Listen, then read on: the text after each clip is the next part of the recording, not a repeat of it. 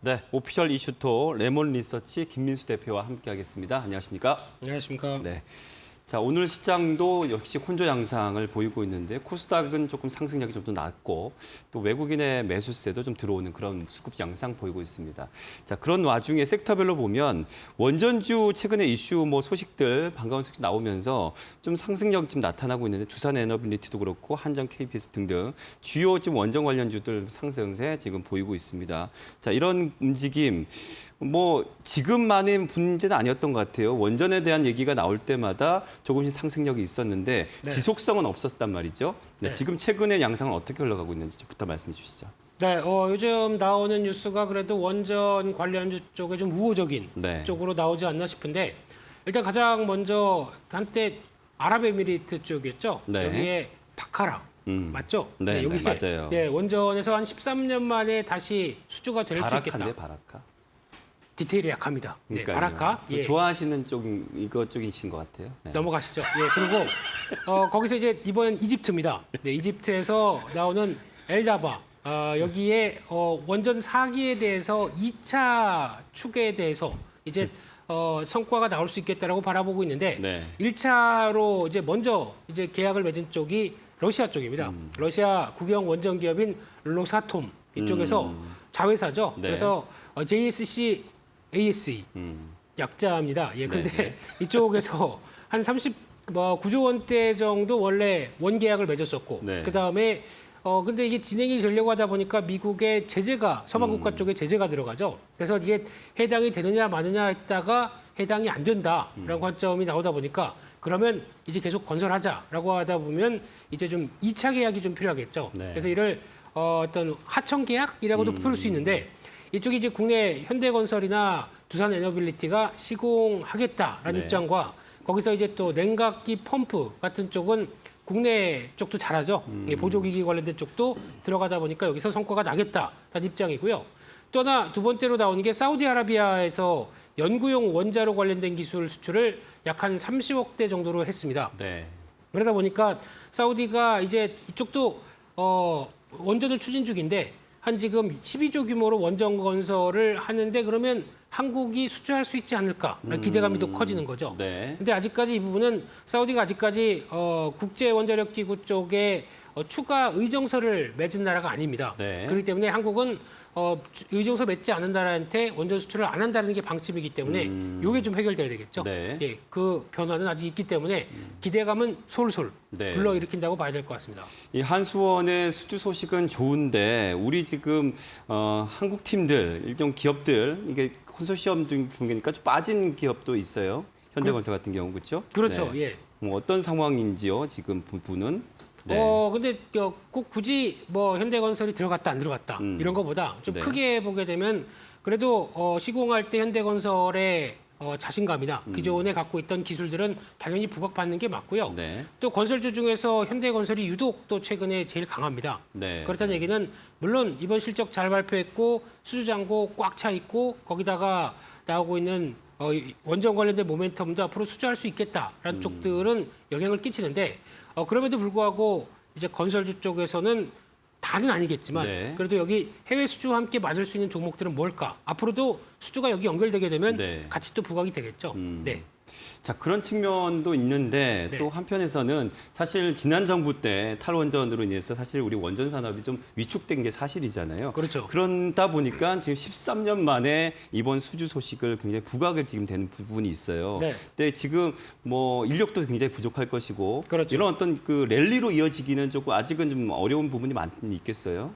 그런데 안 좋았다가 좋게 만드는 거. 네, 네. 그게 이제 누가 역할을 하느냐면 정부가 역할을 합니다. 그러면 정부가 그동안에 탈원전 때문에 위축됐던 산업을 이번에는 키우겠다라는 쪽으로 정책적인 변화가 가게 되면 네. 가장 중요한 거는 돈이 들어갑니다. 네. 그러면 여기서 나올 수 있는 변화가 어떻게 좀 무너졌던 산업을 부흥시키겠다라고 하게 되면 대표적으로 원전 협력업체라고 하는 쪽 대표적인 중소기업단에 있는 회사들이겠죠. 네. 이쪽에 2025년까지 1조 원 이상의 신규 일감을 창출하겠다라고 네. 하게 되면 기대감이 높아지는 거겠죠. 게다가 금융 지원이나 인력 양성까지 같이 이어가겠다라고 하게 되면 아마 국내 원자력 관련된 쪽에서 그동안에 경쟁력을 잃었던 뭐 수치화시킨다라고 네. 하게 되면 지금 예전에 비해서 5년 전에 비해서 65%밖에 안 된다라고 네. 하게 되면 이 부분의 변화를 계속 가야 되겠죠.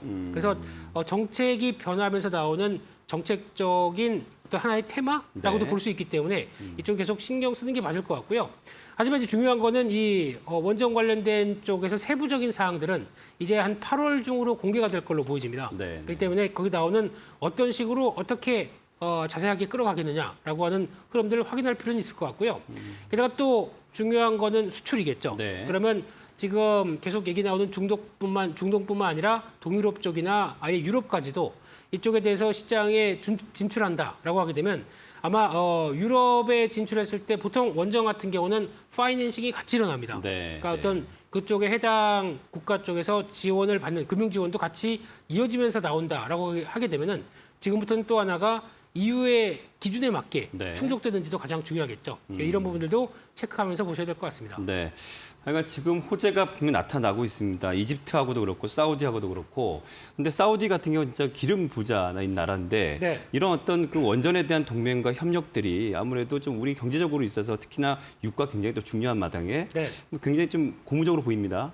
그렇죠. 그러니까 지금 많이들 그런 얘기 하십니다. 네. 아니, 유가 이렇게 펑펑 나는 나라에서 네. 왜 또 원전? 네, 네. 이렇게 할 수는 있겠는데 그게 차이가 있는 거죠.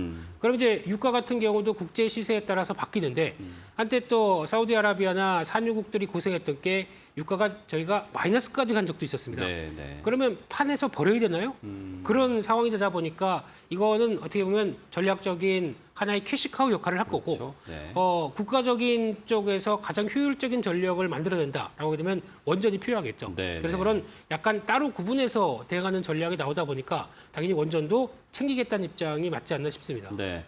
지금은 이제 에너지 위기 때문에 또 유가도 거기에 출렁이고 있지만 어쨌든 추후에는 뭐 그린 에너지로 가야 되는 상황이다 보니까 사우디 입장에서도 원전 기술을 분명히 챙겨야 되는 부분도 맞는 것 같아요. 네. 자, 그러면 우리 지금 정부 아까 육성책 얘기하셨는데 네.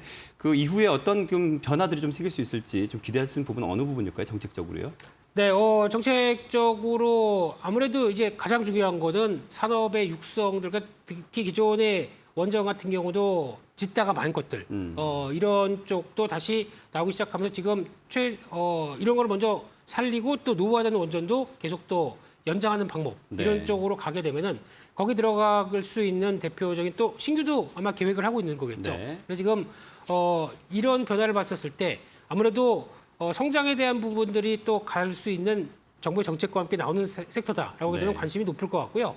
하나 과거의 스토리를 보게 되면 저희가 1차로 원자력 관련된 쪽으로 한 2008년도에서 네. 2011년도 이때 또 한참 또 MB의 외교적 성과 그러면서 또 원전에 대해서 수주를 했다고 조단 위에 네. 수출을 했다고 또 얘기가 나왔을 때 이때 같은 경우 평균적으로 원전 관련주가 그때 주가가 473% 올랐습니다. 그러니까요. 네, 네. 그러면 거의 주가 한 5배 올랐다는 얘기죠. 네, 이런 쪽으로 봤을 때 이런 정책이 바뀌면서 나오는 기대감들을 이번에도 거의 비슷하게 적용시킨다. 높겠죠. 근데 특히 가장 중요한 거는 아마 테마라고 해서 지금 보통 원전에 들어가는 구조물 들어간다. 네. 이건 경쟁력이 없습니다.